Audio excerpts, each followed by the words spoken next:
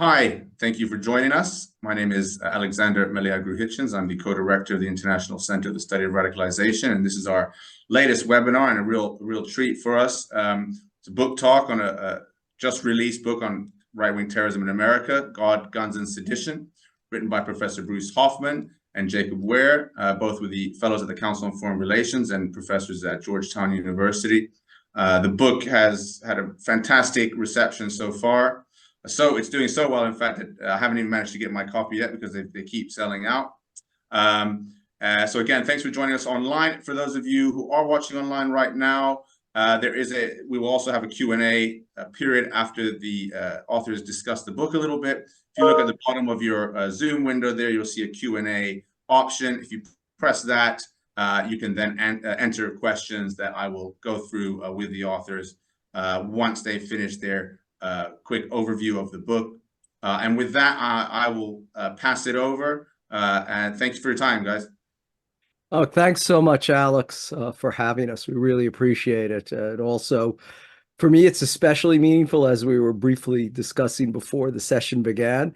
The founder of the Department of War Studies was actually my DPhil supervisor, Sir Michael Howard, which dates me very much so, but it's always a pleasure to have any connection with the ICSR and with King's and with war studies in particular. What we'll do is just talk for a few minutes. I'll give you an overview about basically what the book's about and how he came to write it.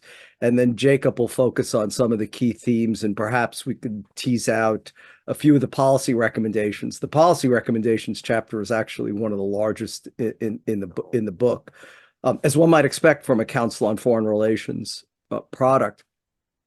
We began writing the book in April 2020. And this was a particularly dark time. We were just a few weeks into the COVID lockdown.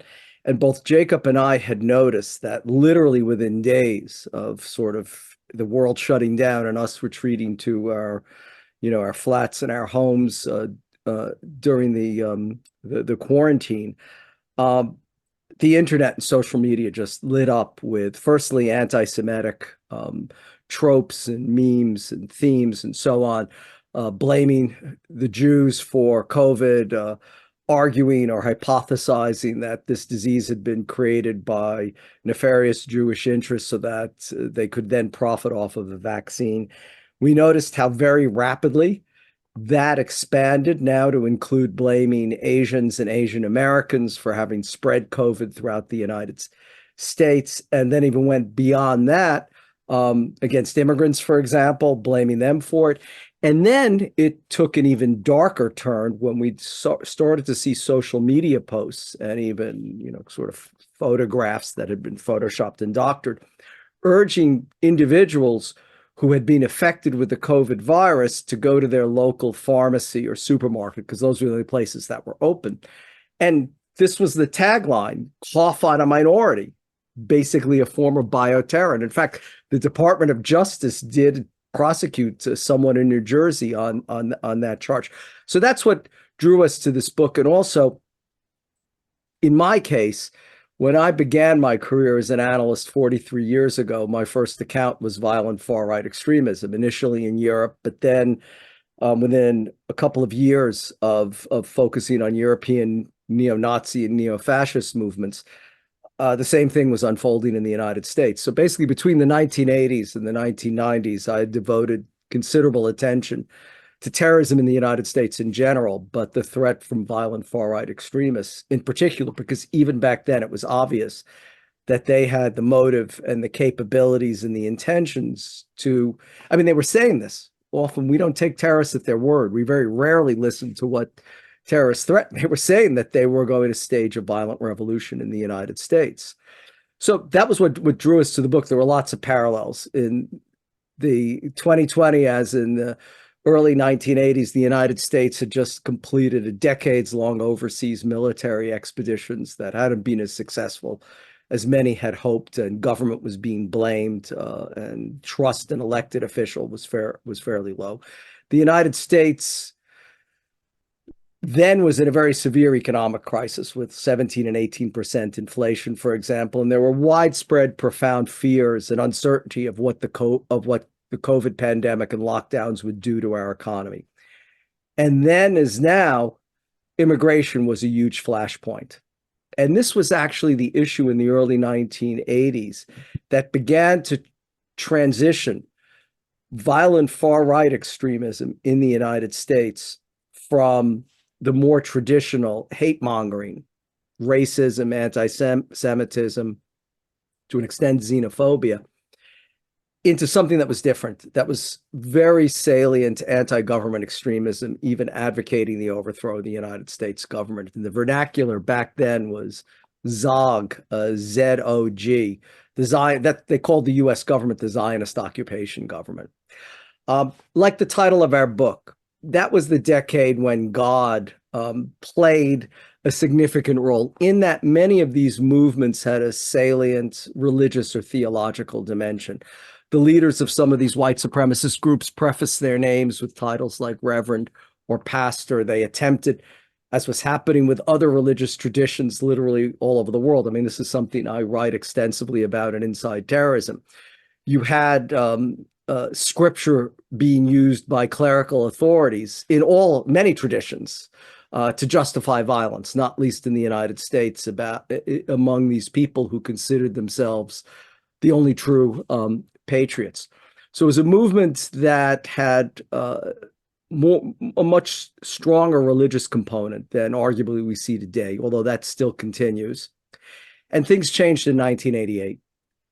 In that year, 14 white supremacists were indicted on charges of seditious conspiracy, basically plotting to overthrow the government, the most serious criminal charge that exists in the United States. Very difficult charge to prove. That's why the recent convictions of up to 24 Oath Keepers and Proud Boys who participated in the insurrection on January 6th is so significant, because the Justice Department was successful in those prosecutions. They weren't in 1988. And the movement stepped back and made two pivotal decisions. One was to move from the traditional terrorism structure of hierarchical, pyramidal command and control organizations to what we call today lone wolf or lone actor terrorism. They called it leaderless resistance. We can get into a larger discussion of this later. But for now, it became a movement that was less centralized, and in the vernacular of our time that we associate with many Middle Eastern and South Asian terrorist groups, became flatter, more networked, and more linear.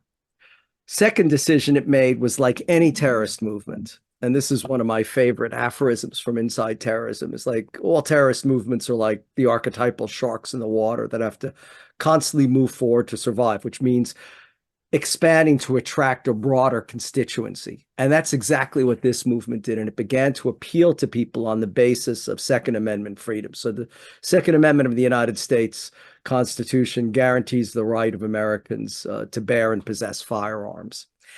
And this is when the militia movement was emerging. So you have a movement that in the 1990s is the guns dimension of the title, where Second Amendment issues, especially as the administration of President Bill Clinton was strengthening gun control regulation, in fact, succeeded in imposing a ban on assault weapons that lasted until the mid-2000s.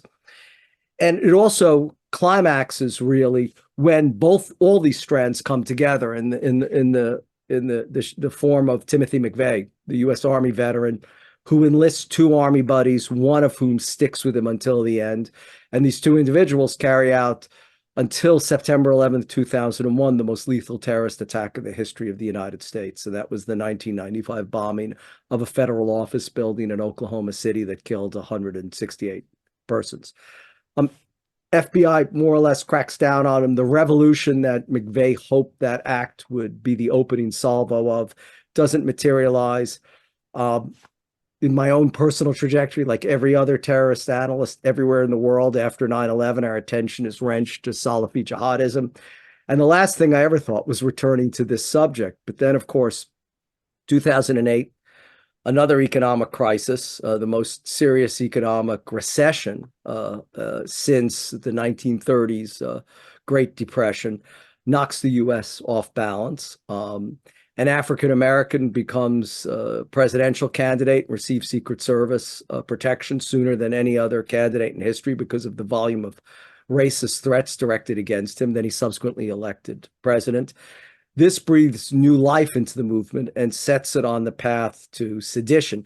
And that's the point of the book, is to explain how the events of January 6th, 2021 were not isolated, but were part of an historical trajectory that we trace back really to the 1980s. Of course, the book also explains how this movement gained velocity, at least temporarily, after the American Civil War, with the forming of the Ku Klux Klan, and then with the resurrection of the Ku Klux Klan in the 19-teens and 1920s. But what we're talking about is almost a century later, we start to see the succession of far-right violent terrorist incidents in the United States. The shooting at the Mother Emanuel Church in Charleston in 2015, which kills 9 persons. The mass shooting at a Jewish synagogue in Pittsburgh in October 2018 that claims the lives of even more. Subsequently, shootings at a Walmart in El Paso, at a Tops grocery store in Buffalo, New York, at another synagogue in Poway. So the succession of violence that, and don't forget, we started writing this book in April 2020. So we had absolutely no idea that January 6, 2021 would occur, but that gave the book even, greater relevance and impetus. And let me turn over to Jacob to tease out some of the key themes and at least provide an advertisement for some of our policy recommendations. Well, thank you, Bruce, and thank you, Alex, for helping us set this up. It's a real honor for me to be speaking here. So I think our book has two accomplishments. One is to lay out the chronological narrative, as Bruce just did, between well, dating back to really the 70s, of how this movement came to be and how it coalesced on January 6th.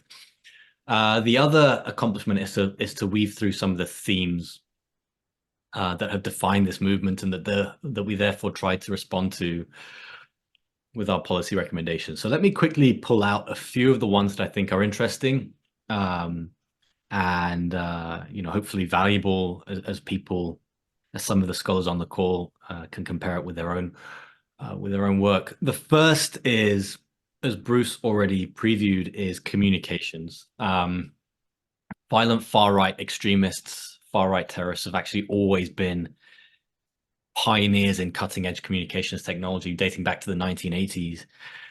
They've also been eager social media users, and we've seen, especially over the last 5 years, the development of a particularly crude, callous form of violence, which we call gamified terrorism, which involves the publication of live streams and manifestos involving language such as high score to try to encourage more deadly acts of violence from future terrorists. The reason why I think communications is a really important theme to draw out at this moment is because it feels like we're on the precipice of a new generation in communications technology with the rise of generative AI and deepfakes. And if history is going to be any precedent, we should expect that far-right extremists and far-right terrorists use this communications technology very eagerly. So we need to be thinking at this point already about what it means to try to counter some of those communications measures. The second theme that I think is valuable is the relationship that this movement has with the United States military. It's actually a little bit overwhelming, I think, reading through the manuscript, to notice just how many of the individuals we cover have military backgrounds. Whether that's Richard Butler, for example, who founded the Aryan Nations, or Timothy McVeigh, the Oklahoma City bomber, Eric Rudolph, the Atlanta bomber, Wade Michael Page, who conducted the Oak Creek, Wisconsin shooting in 2012, the January 6th defendants, where we saw a large number of veterans. There are really two streams here, right? There are sworn Nazis and white supremacists who seek to enter the military, seeking tactics, training, communications, insurgency and counterinsurgency expertise. And then there are veterans who come home from service, often from combat experience, and seek out extremism to fill some kind of void. We find that there are spikes after wars. That's not necessarily a new conclusion. It was found by Kathleen Ballou in Bring the War Home, but we're seeing that in the aftermath of Iraq and Afghanistan. We're seeing a rise in extremism. We also find that radicalization that occurs inside the military, so somebody radicalizing during their active duty, is a lot less common.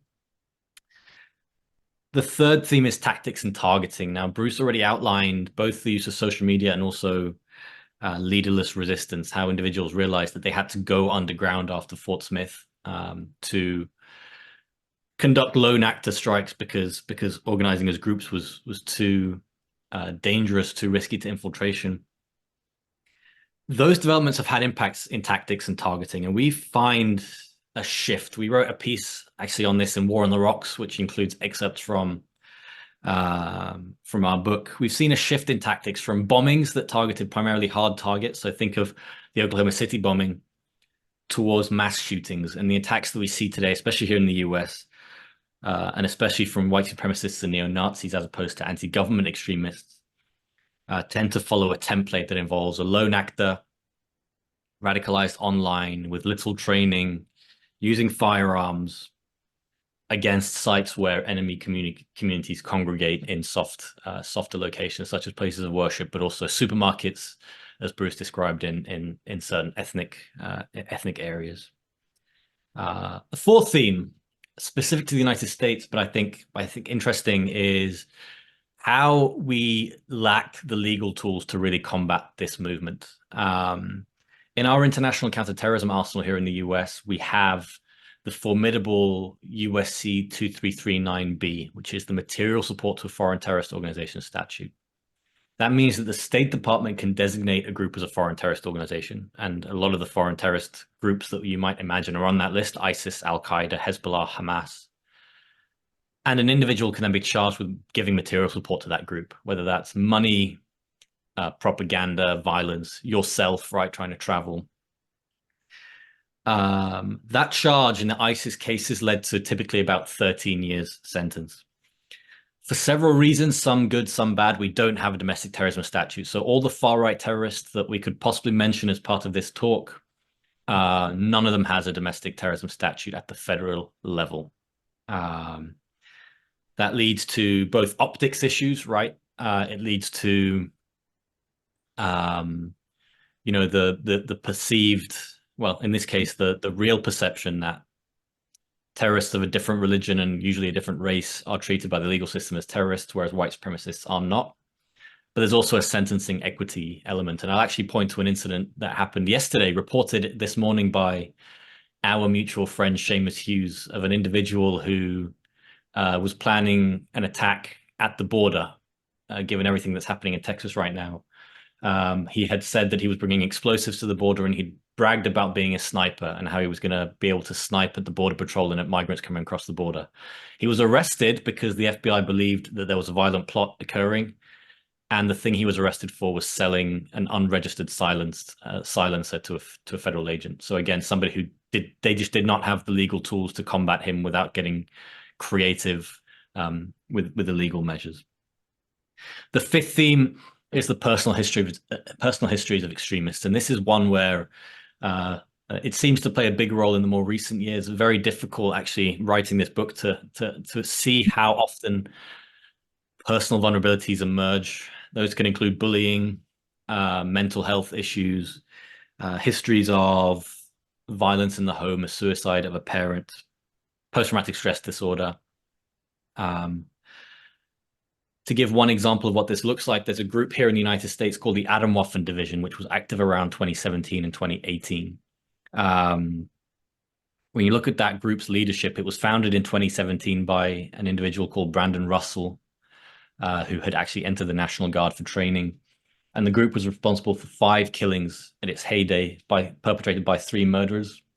If you look at those 3 murderers and Brandon Russell, the founder, all 4 of those individuals have autism spectrum disorder diagnoses and at least one other mental illness. I know this has played a big role in Britain as well, especially with some of the younger individuals who are radicalizing, that their autism spectrum disorder is showing up in those cases. And so we draw that out. And then the last one, the last theme I think is important and helps us think be a bit forward thinking as well about our conclusions, is the interaction that this movement has with national politics.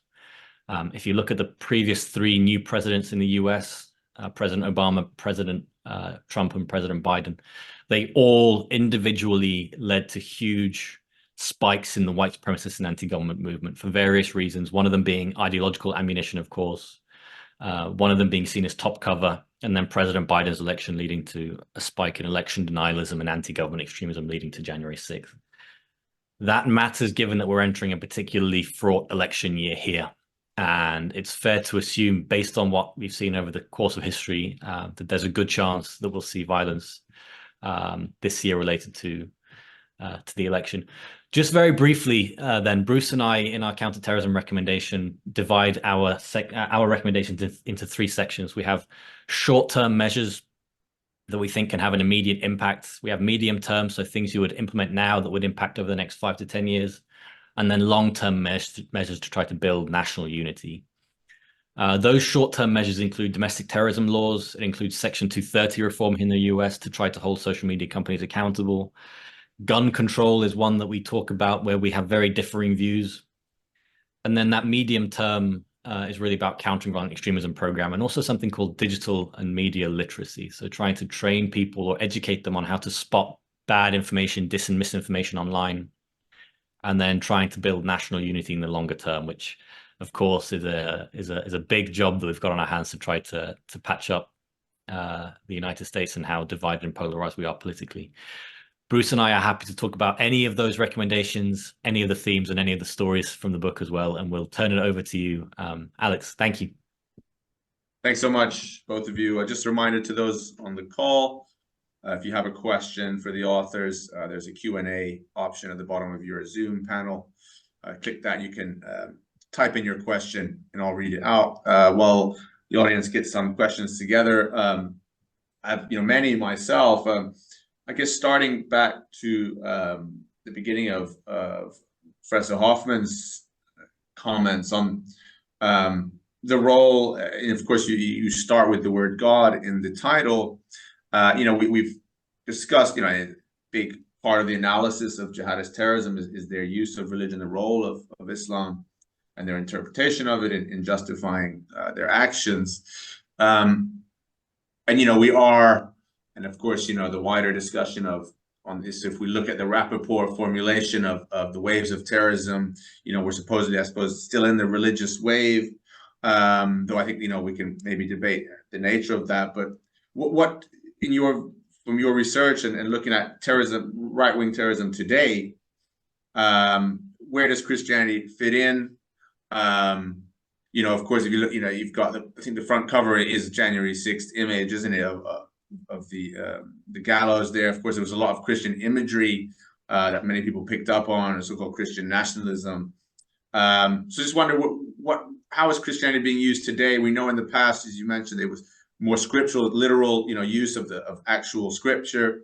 Is that something you're seeing today, or how is it being used, if at all? Yeah, no, that's a great question, and I mean, it's so nuanced in many respects.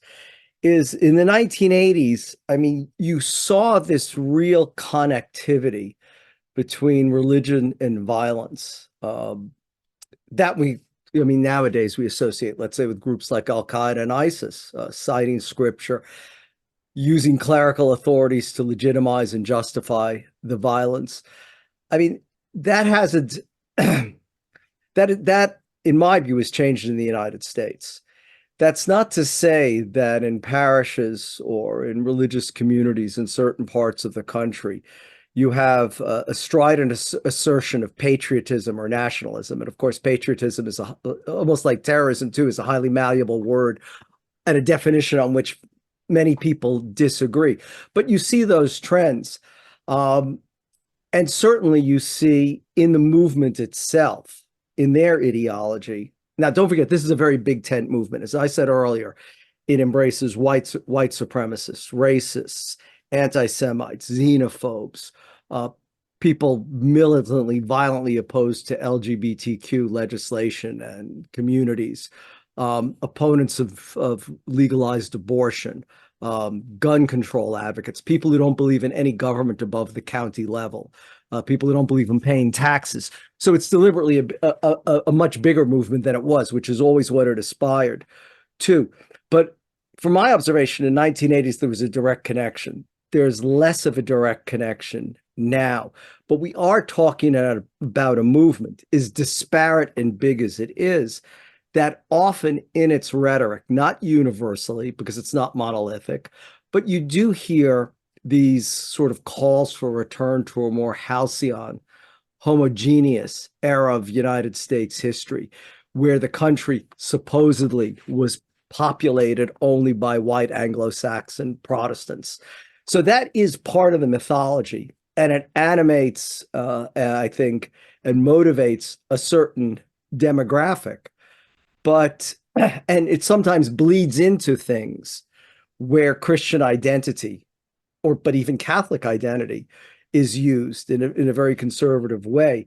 But I still would argue it's a different movement than it was in the 1980s, when, as I said earlier, you actually had the leaders that were clerical figures as well, that not only were directing and inspiring violence, but also were preaching in front of a congregation and had congregants that followed them. There's more of a division today, I would say, but it's not. But you're right to ask, because it still is present, but just at a different level. Yes, I suppose it strikes me when looking at the neo-Nazi online culture, is it has this role of, they're not quoting scripture quite, but it represents something. It's a symbolic thing to point to identity-wise, and a time when there was sort of white people were unashamedly had these strong beliefs and were willing to spread them around, and sort of it seems to have this sort of symbolic strength to it, and something to build their identity around. Well, and just the the proliferation of various kinds of crosses, whether it's a Celtic cross or whether it's a Scandinavian cross or Odinism, where you do have scripture may not be directly involved, but you do have certainly religious imagery, and certainly people grasping for additional justifications or legitimizations of violence, which is not unique to this movement at all. Yeah, and so one last question from me, and we've got a few coming in now, for both of you, really, is so this kind of, let's say, of course, there's many different strands here, but the two major ones, arguably, is you've got the anti-government oath keeper type of militia, right-wing extremism, and then you've got the sort of neo-Nazi white supremacists, and of course the anti-government type of terrorism, and of going back to McVeigh, is sort of, it's an American idiosyncrasy, right? It's something very connected to American history and doesn't really line up with much outside of America. But the neo-Nazis, the sort of white supremacist Adam Waffen types, and the aesthetic and the way that they are operating today is really influencing a lot of European right-wing terrorism today, both tactically and ideologically and aesthetically. So I guess one question is, do you think that, I mean, my sense is that it's coming from America, all of this now to Europe, and I wonder if that's what you saw, and why do you think this is finding purchase in Europe, and also just something that I'm interested in as well, is the kind of the deadliness of so the anti-government. Okay, McVeigh aside, today, for example, the Oath Keepers, they're not doing mass shootings, right? Those type of anti-federal, anti-government militias, they're acting in a number of very extreme ways. They're undertaking, extremist activity that probably can meet, and often can meet terrorism and of course sedition charges. But they're not the guys going out there and shooting up shopping malls, right? They're not going to do the mass shootings. Is the neo-Nazis. So why are they? What's influencing those tactical decisions? So I guess, firstly is the exporting of this to Europe. What is that? Why and how? And secondly is these tactical differences that we're seeing in terms of what they actually. What they do. Well, I'll briefly talk about the exporting. Then actually Jacob is a European, so I'm going to let him talk about the impact in Europe, because he has a lot to say about that, and he could. I'll leave it to him too. Either of us can address the tactical issue, but I'll leave it to Jacob, and I can add things. Well, I mean, look, to me, having studied terrorism for nearly 50 years, there are many things that actually I think are unimaginable that I just couldn't have pictured happening. But amongst the biggest is that some of America's closest allies would be designating US-based groups as foreign terrorist organizations. Now, Canada, with whom the United States has the longest, most peaceful border probably in the history of mankind, has designated no less than 5 US-based groups as foreign terrorist organizations and 1 individual. That's absolutely astonishing to me. The United Kingdom has designated 2 US-based groups as foreign terrorist organizations. Australia, 1. Now let's step back and think about that. That means that, excluding the United States, 3 of the 4 Five Eyes partners, and the Five Eyes is, of course, the historically unprecedented intelligence sharing that exists between these 5 English-speaking countries that all share a common heritage. New Zealand is the other one. So apart from New Zealand and the United States, of course, 3 of the 4 Five Eyes have designated groups in the United States as terrorist organizations. I mean, that's really is astonishing. And as an American, I have to say, there's an element of that's deeply troubling because, of course, as you well know, Alex, in the immediate aftermath of the September 11th, 2001 attacks, the United States not incorrectly called out various countries, Saudi Arabia in particular, Pakistan, and criticized them for exporting a poisonous ideology, not as part of state policy, not as state-sponsored terrorism, but not doing enough to police their own societies and prevent the spread of a poisonous ideology. U.S. is in exactly the same place right now, and that is fundamentally troubling. But let me turn it over to Jacob for the rest. So I would say, yes, the US is an exporter of far-right extremism. And actually, Bruce and I wrote a piece in Foreign Affairs back in September that laid that out. I think we were primarily responding, I mean, this was September, we were primarily responding to what had occurred in Brazil, where a election riot occurred there last January 8th, that was inspired by very similar grievance, very similar mob, conducting a very similar attack at a similar target, all while the leader of that movement was in self-proclaimed exile in Florida. So clearly there was a US nexus there. But let me answer with a focus on English-speaking languages, because I know there was actually a question on that in the Q&A. I'll give 2 examples of what it looks like when the US contributes to an exporting of both ideology and tactics. In 2019, there was a horrendous shooting that occurred at 2 mosques in Christchurch, New Zealand. The white supremacists there from Australia killed 51 people.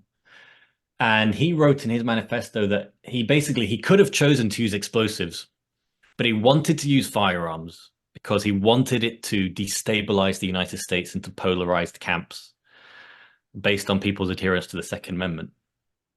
So he was making tactical decisions based on an impact it would have in the United States. We actually saw a different but similarly important incident in Australia. I can't remember if it was last year or 2 years ago, in a place called Wiambilla, where a couple of sovereign citizens attacked police officers at their rural home, and an American was actually arrested based on his links and based on his radicalization of those individuals. It's happening in Europe too. Another example I can give that's similar to what happened in Christchurch was in October of 2022, there was a shooting again that occurred in Bratislava, Slovakia, by a gunman who had written in his manifesto, who had reflected in his manifesto on the US abortion decision, right? That striking down Roe versus Wade, he said it was a token victory for white people, and that really you needed violence to advance the ideology. Anders Breivik, the Oslo gunman, Oslo killer, had written at length about Thomas Jefferson quotes and whatnot. So yes, there is a link. The US is an exporter of right-wing extremism, both ideologically and tactically. And as Bruce says, I mean, this is a serious issue for US foreign policy and soft power now. It is actively undermining our status in the world in a moment where we're on the precipice of a new era, or we're in a new era of strategic competition. And we're also entering a year where there's 50 elections around the world this year. And if countries are going to do what countries usually do, which is look to the United States as an exemplar of democracy and election integrity, then that's bad news, because the US is not an exemplar of democracy and election integrity right now. The US is an exemplar of fractured political systems and disputed elections. On your excellent question about why white supremacists conduct more mass shootings than anti-government extremists, off the top of my head, Alex, I'm going to hypothesize that the reason for that is due to targeting. Anti-government extremists primarily target the government and law enforcement officials, where it's a lot harder to conduct a mass casualty attack because you're conducting attacks against armed people, whereas white supremacists and neo-Nazis typically target soft targets where people don't have ammunition and don't have the training to respond. But that does not mean that the bloodshed isn't high. And actually, if you look at the deadliest extremist movement, it's against law enforcement in the US since 9/11. 9/11, obviously, yeah, if you include 9/11, it's Al-Qaeda. But if you, since 9/11, the deadliest movement against police officers is anti-government extremism. It's because of sovereign citizens who conduct kind of shootings in smaller scenarios. And the data point that proves this the most, I think, is that summer of 2020, a summer that was defined by violence against law enforcement, primarily from the left. The actual deadliest attack that occurred that year was a right-wing extremist anti-government Boogaloo adherent who killed one police officer and one security guard in California before being caught. We don't see mass shootings, you're right, but you see these little explosions of violence from sovereign citizens and anti-government extremists that usually target police officers or government buildings, and the death toll does add up. Great, thank you. Yeah, quite a few questions in now. So one from an audience member who says they've also got autism spectrum disorder. I think they're interested kind of in a bit more detail on, I suppose, you've noted that there is perhaps a disproportionate involvement of people with those kind of issues in this type of extreme. Is there, because obviously in the past, if we're looking at work like John Horgan's and others, essentially they said, look, there's no real connection between mental health and terrorism. The vast majority of people with mental health issues, which by the way can encompass a huge number of things, but let's say non-psychosis, are not terrorists, right? So it's not really, the link doesn't make sense. But yeah, I just wondered if you had any thoughts on, is there something to be said now about this that perhaps wasn't the case in the past? Well, I think we need to refresh those studies in the context of both far-right extremism and social media, because I think those things have changed the landscape. It's a really important question. It's not the only reason. I mean, we face a lot of, I think, pushback, a lot of questions on this issue. And if this is not the only reason, there's really 4 reasons why this is controversial. One is people think if you're talking about mental health, you're distracting from guns, especially in the US, right? Two is people think if you're talking about mental health, you're distracting from ideology. So you're saying it's not their fault that they're white supremacists because they are, they have vulnerabilities. 3 is you're stigmatizing other people with mental health, important point. And 4 is you're disrespectful to victims if you also talk about, suffering or difficulties experienced by the perpetrator as well. All perfectly reasonable points, but that doesn't mean you can hide from the question. I don't know that we have data yet, Alex, to be honest. I don't know if there's really reliable data, but I do know that this is coming up again and again in the anecdotal evidence. And I think the best way to think about it, the way I think about it, is mental health or mental illness is one vulnerability in a row of possible vulnerabilities. And what social media is doing is it's allowing extremist radicalizers and recruiters to bypass guardrails that were typically put around particularly vulnerable young people, whether it's because they've been bullied or because of, a mental disability or neurodivergence or, issues in the home, trouble making friends, right? If you had those kinds of vulnerabilities, there were certain guardrails that could be erected by parents, by teachers, by coaches, by counselors. Social media erodes those guardrails. It can drive straight into a living room of somebody who, for whatever reason, for whatever vulnerability, is susceptible to the messages. And so it's not about saying, oh, we need to be not talking about ideology or not talking about guns, or we need to be monitoring all children with autism spectrum disorder. That's not the case at all, of course. But if it's showing up in the data, or if it's showing up in the anecdotal evidence, at a certain point, you have to kind of think, well, okay, so how do we handle this in a way that's responsible, safe, protective. And I think we're still kind of embarking on that conversation as a field. I don't think we've really made great progress on that. It's an excellent question, and I'm grateful that it was raised. Great, thanks. So yeah, one of the other questions here has to do with dealing with their online communications or policy angle. If you go on, let's say Telegram, and it's generally easier, right, to come across hard right-wing material and groups than it is jihadists, right? In my experience, anyway, right? So, and this might partly be because, if you're a member of an actual terrorist organization, it's quite easy to identify it, like ISIS or Al Qaeda, and that it will be removed. Whereas the extreme right, perhaps they are skirting, the edges of mainstream political discourse. They're dealing with questions that are also in the mainstream. It's quite difficult to determine who is here being extreme and promoting terrorism and who is just holding quite right-wing views that maybe don't need to be policed, which strikes me as probably the reason why they're more active, they're easier to access. But yeah, the question essentially is, it seems quite difficult, especially in America, to come to a constitutional solution given the right to free speech. So they're interested in your thoughts on practically how this really can be pushed back online. And of course, there are experts on the right at coding their language, presenting hate in ways that are quite hard to immediately pick up, even promoting terrorism without maybe being explicit enough for it to reach a legal threshold or even a terms of service threshold. Well, that's a great question. It goes to the heart of some of our key recommendations. In fact, I would say our fundamental argument, which I don't think is terribly novel or prescient, but it's that the law has not kept pace with technology.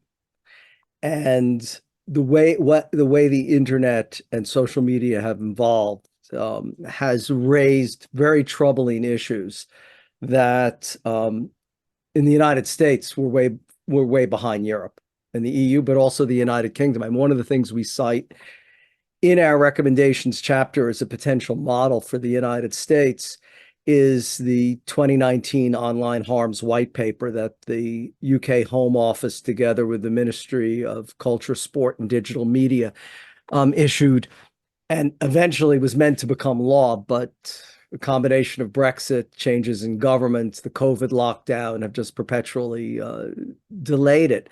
But this was, to my mind, a very ambitious and a very a very pertinent document, because it laid out what the responsibilities are of government to its citizens. Political extremism, bullying, harassment, body shaming, misogyny. Pedophilia. It really ran through the gamut. And that's a discussion and debate we haven't had in the United States, and we need to have more. So we point to the UK as providing something of a path, but we have to see if the white paper ever wends its way into parliamentary debate and into legislation. In the US, we very strongly advocate for reform of Section 230 of the Communications Decency Act, which was enacted in the mid-1990s. And this basically frees tech companies and social media companies and the internet from liability for the content on its platforms. Very different from the standards that traditional media are held to. Now, in the mid-1990s, when the overwhelming majority of people in the United States, I would assume also in the United Kingdom and elsewhere, got their news from nightly news broadcasts, in the United States through the big three networks and perhaps public broadcasting system, there were far more newspapers. Newspapers were read much more. There was radio. And all these platforms are mediated in one fashion or another. In other words, journalists are required to have multiple sources for their stories. In many cases, they're fact-checked. They have editors that then go over their material.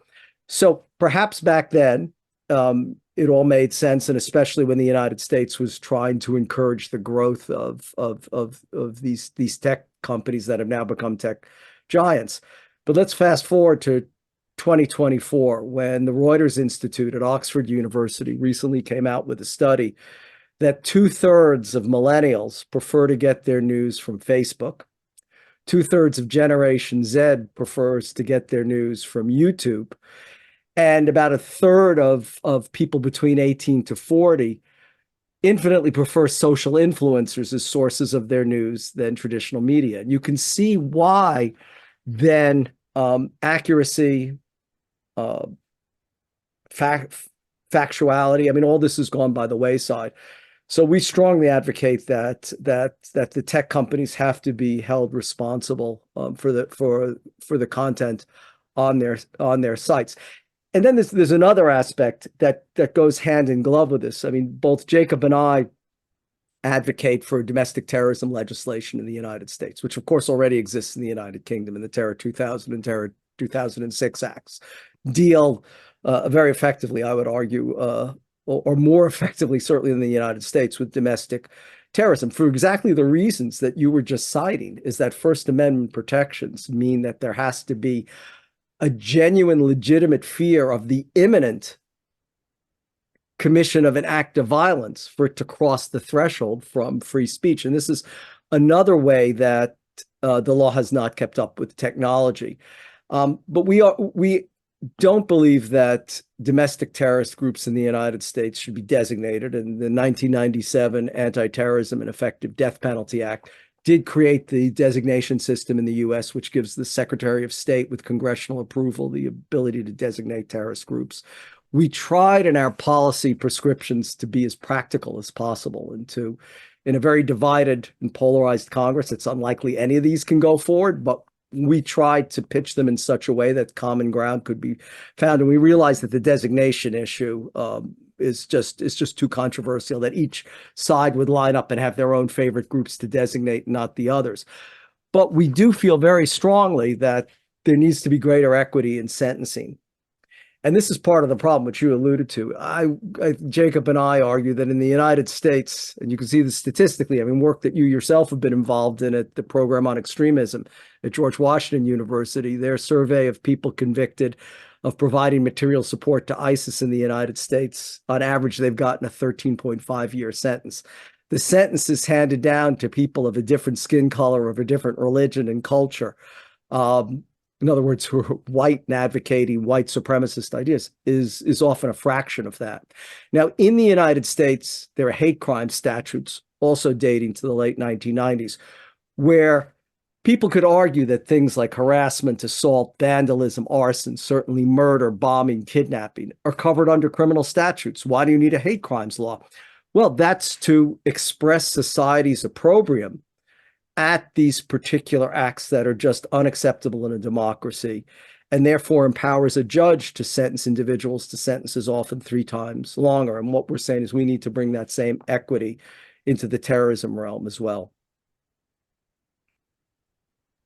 Yes, I think that one of the classic cases is the Dylan Roof one, right? Where there's no terrorism charge, there's hate crime charges, I think. But I think one of the practical, whenever I asked, why don't they figure out a way to try, people for terrorism if they're not international terrorist connections like ISIS, Al Qaeda, is that just that the laws that are already in place are just easier to get a major conviction on, like just murder.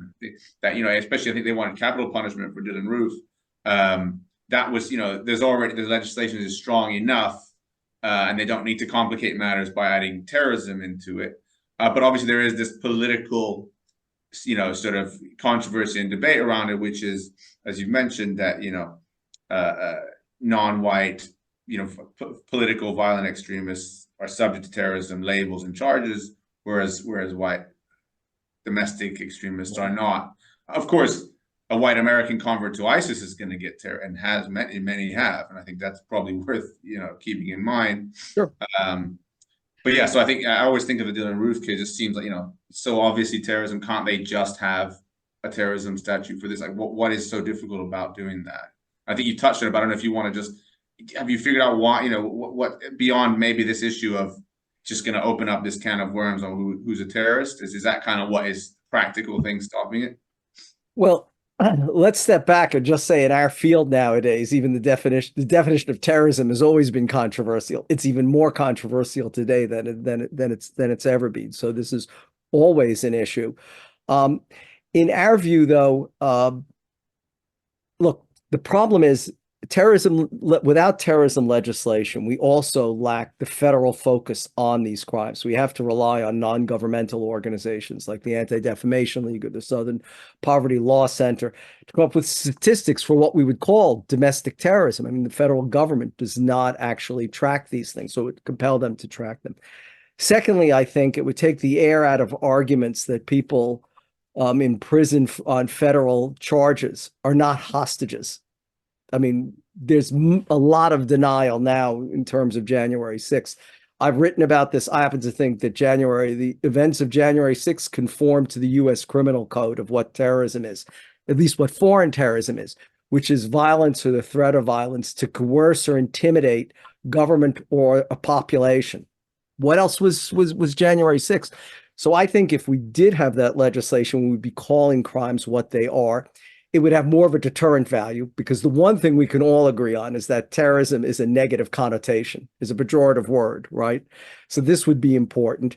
It would also, I think, address the equity issue, which still isn't achieved when you have these other crimes that you can get people on easier. I'll give you a case in point. Christopher Hassan, someone who worked at the Coast Guard, had been a military veteran, stockpiled a vast array of automatic weapons, was planning to assassinate leading elected Democratic officials, including the then Speaker of the House, Nancy Pelosi, leading figures in the media, was part of this anti-government extremist ideology. And basically he was charged with possessing firearms and also narcotics. And the judge had to use terrorism enhancement statutes, which are very subjective. So they exist. I mean, that's the thing. We dance around this issue, but don't actually define it, to ensure that he had a longer sentence, for example. Or there were two individuals. One was actually a deserter from the Canadian Army, and the other was an American belonging to the group The Base, that used their own sort of 3D version automatic weapon that they developed. They were planned to stage a false flag attack on a pro-Second Amendment rights rally in Richmond, Virginia. They also plotted to blow up bridges to assassinate leaders. I mean, all things that are terrorism. And the judge had to also reach into these terrorism enhancement statutes. Now, you talked about a white convert to ISIS who's going to get a serious sentence. Nicholas Young was a transit police officer in Northern Virginia who was convicted in 2018 or 2019 of providing material support to ISIS. 15 years. I mean, these two individuals in Baltimore with a terrorism enhancement statute finally got 12 years, but it was really up to the judge. It could have been as little as 4 years. And the prosecution was left shaking their head, talking about blowing up bridges, assassinating people, and so on. So it would also bring greater equity to sentencing, as well as put everything on an even playing field. Thanks. And I think Nicholas Young also had some dabbling in neo-Nazism as well, wasn't he? But that's right. Exactly. Exactly. There's quite a few questions in. I want to try to get. I'm going to give you a sort of a couple at once here. So the first one is on the role of extremist misogyny on the far right. And I know you both have written about incel, the incel movement, and you think it should be considered terrorism. So the question there is, what are your thoughts on the role of misogyny on the far right? Do you consider it a form of extremism in and of itself? That's the first one, on misogyny. Another one on the issue of, I think it was a mention of the gun control question. So one of your recommendations is gun control, but I think that the question I rightly asked, if obviously the amount of guns already in circulation, if you consider that, how much of an impact, I guess you'd argue that that's more of a long-term solution.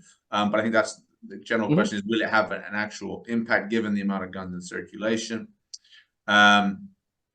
Another question on,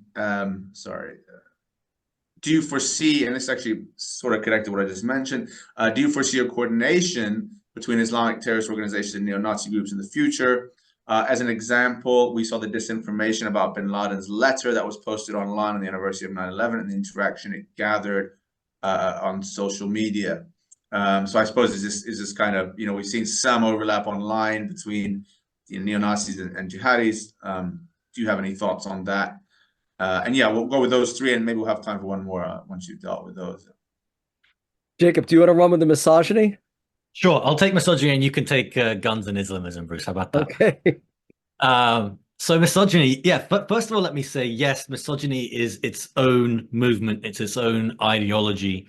Bruce and I have written about this. We've written about incels, but it's more than incels, right? There's a broader manosphere, a broader male supremacy that involves misogyny, especially a particularly sexual form of misogyny, as being the primary accelerant. So if you look at the incel movement, Bruce and I have written that we consider the incel movement a terrorist movement or terrorist attacks in their own right, without needing to bleed into the far right. Now, how gender comes into our book and our studies on the far right specifically, you actually see gendered impacts, I think, on both sides of the movement. So for sure, hostility to feminism, hostility to women, is part of the ideology, is part of the white supremacist ideology.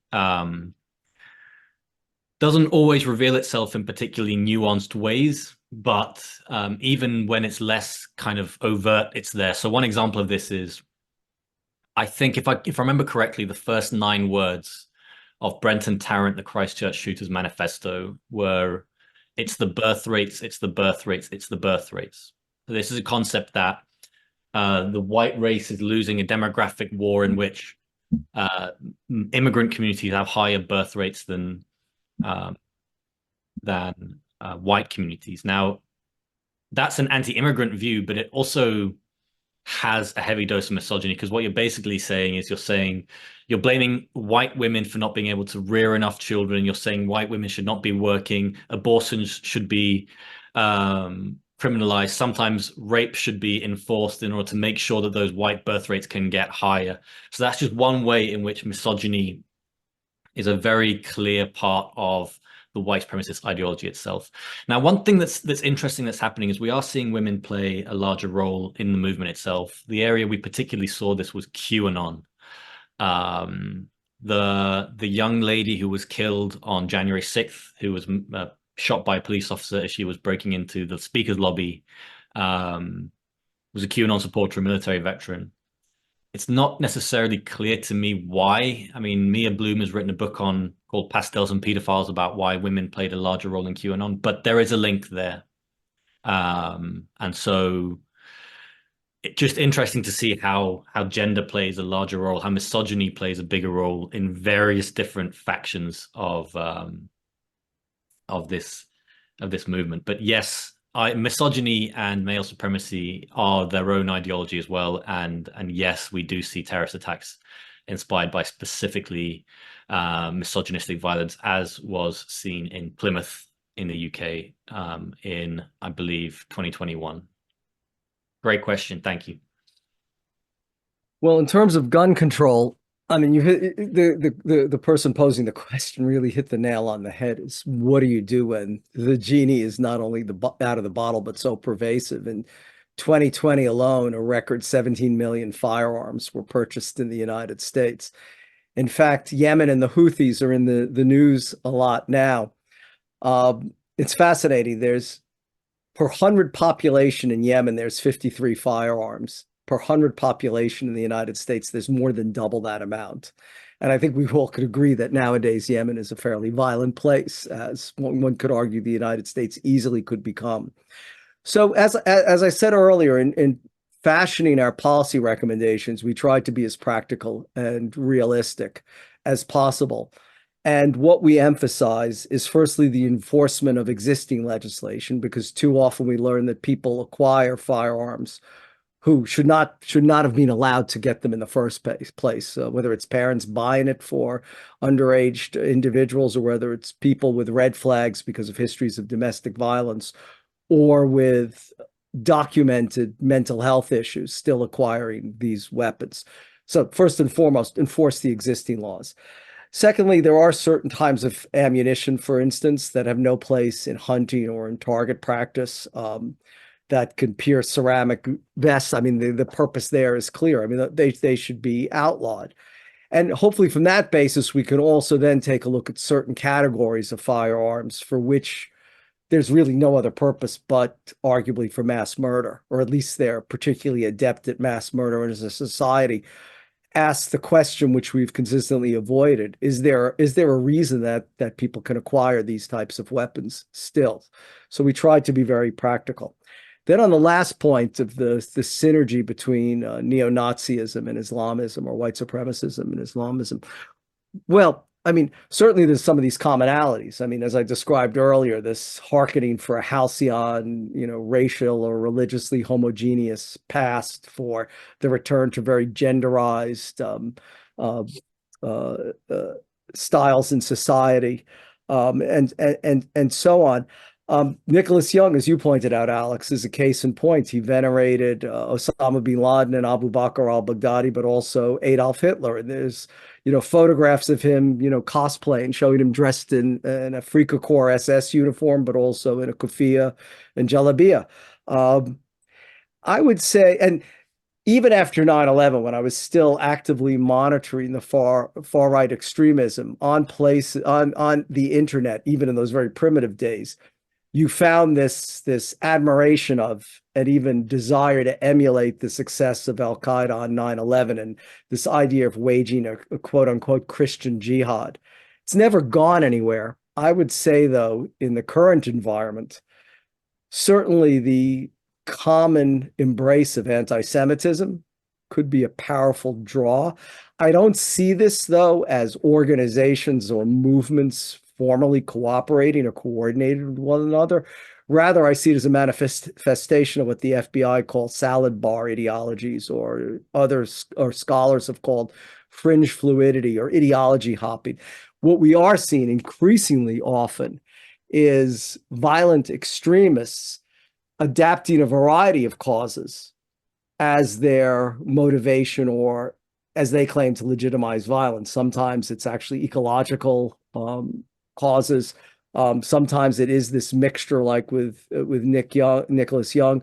So you do see much more of individuals sort of picking and choosing what ideologies and combining them quite uniquely. And that, I suspect, will happen more often. The reason for that, which goes back to a previous question or comment of yours, Alex, is that I would argue, and I think Jacob would agree with me, in the aftermath of the successful January 6th, 2021 prosecutions with 900 convictions, with nearly 24 persons convicted of seditious conspiracy, we're not going to see organized groups engaging in these extreme forms of violence. That's not to say that you might not see Proud Boys or groups, brawling or getting into fist fights on the street, but I'm talking about serious terrorism. You're not going to see it from organized groups as much as from this lone wolf or lone individual phenomena, because the lesson is, you don't record yourself, take selfies. You don't record yourself and post it to social media. You don't go around waving flags, identifying yourself, or wearing patches or various clothing that identifies what group you belong to, because you're going to be spotted and probably prosecuted. So I think the big fear we have now is that this movement is burrowing deeper underground. And the more any movement historically has burrowed deeper underground, it's subject to groupthink, to isolation, to believing their own propaganda even more zealously, and then this egging on of one another to attempt to do something even more consequential than we've seen in terms of violence. Great, thanks. Well, we're out of time. I don't know if you have time for like a final question. I think it's a good question to end it with. Sure. And also just on this issue of the jihadis and the hard right. I mean, I think often overlooked, possibly a little bit, is that if you were to discuss the politics of the jihad movement, it is a hard right wing. I mean, it in itself is right wing terrorism, really, in a number of very key ways. Very similar instincts, similar concerns, similar enemies, Jewish people, of course, and liberal politics, which I think is an interesting synergy. But the last question, very straightforward, from actually one of my students, Nick, is: are we at a peak or a trough of right-wing terrorism, do you think? I know this is the question terrorism people don't love being asked, is to predict anything, but what is your sense on that? And we'll end it with that. Well, I would say quite simply, at least if you're talking about the United States, the outcome of the 2024 presidential election will answer that question pretty clearly, I think.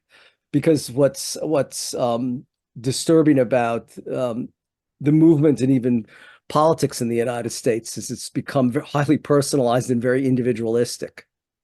and perhaps even less ideological. So certainly, I would say the outcome of the election will determine a lot of that.